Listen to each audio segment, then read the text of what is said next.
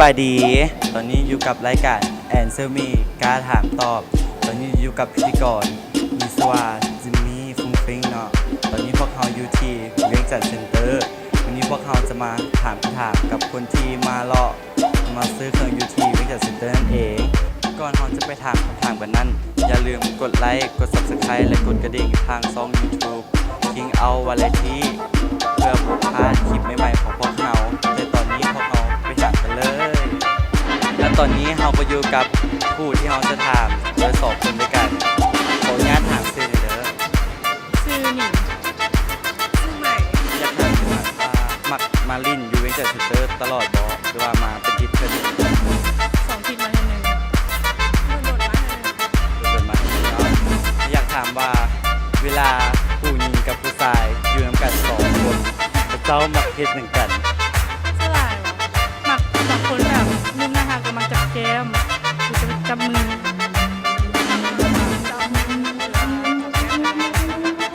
นเนาะอยากถามว่าถ้าเราตกอยู่สถานการณ์แบบนั้นแล้วผู้หญิงหรือผู้ชายเป็นคนเริ่มก่อน สลายกับผู้ชายผู้ชาย ย้อนอย่างผู้ชายจึงเริ่มก่อน เยอะอย่างแบบเราต้องแบบไม่พอ เป็นบ่ได้เนาะ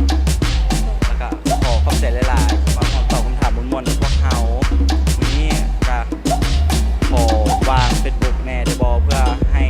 บ่าวๆทั้งหลายได้เข้าไปส่องเฟซเฮาว่าเฮาหน้าปานใดนะฝาก เฟซบุ๊กกับแมนเอ็นหนุ่งเอ็นขีดหนุ่งหนิงวีรวันเอ็นขีดใหม่พิสมัย แล้วเราก็มาพบกับคนที่จะมาตอบคำถามของเราแล้วขออนุญาตถามชื่อในอยเด้อ ซื้อตู่ ชื่อตุบีเป็นตัวเลยไอตุบีเนาะอยากถามว่าอันมาลินวิจัยเป็น ค่ะต้นๆนะบอก เราจะดนมาที่กันก็หลายมาดนที่กันเนาะแล้วอยากถามว่า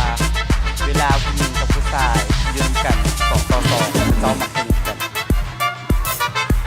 จับมือ จับมือล้มกันไม่ได้คิดอย่างว่าไม่ได้คิดอยากถามว่าเมื่อถ้าเขาตกอยู่สถานการณ์แบบนั้นแล้วผู้ชายหรือผู้หญิงขอเริ่มก่อน ผู้ชาย อาจจะผู้ชายเป็นอย่างผู้ชายจึงเริ่มก่อน เจ้าก็ต้องเป็นผู้ชายอันนั้นก็ต้องคิดเร็วก่อน ต้องการความต้องการเนาะสุดท้ายนี้ก็ขอบใจหลายๆที่มาตอบคำถามทุกวัน